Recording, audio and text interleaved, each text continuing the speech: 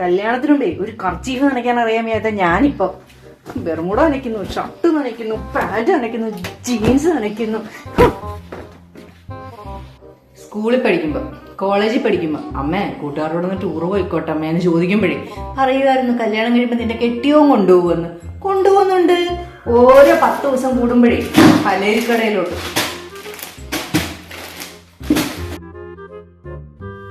ഒരു ദിവസം അച്ഛൻ വിളിച്ചേക്കുന്നു, അച്ഛന്റെ മോൾ എന്തോ ചെയ്യുക. ഞാൻ പറഞ്ഞേ പൈലറ്റ് ആവാൻ ഇഷ്ടമുള്ള അച്ഛന്റെ മോളുടെ പറന്ന് നടന്ന് ചെല്ലി വരെ അടിക്കുന്നെന്ന്.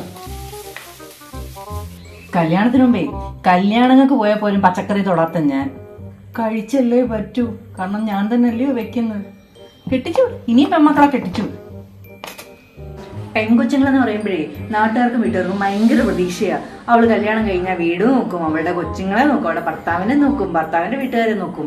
പക്ഷെ അവളുടെ കാര്യം വരുമ്പോ അവൾ എന്തായെന്നോ എന്താകുമെന്നോ ഒരു പ്രതീക്ഷയില്ല.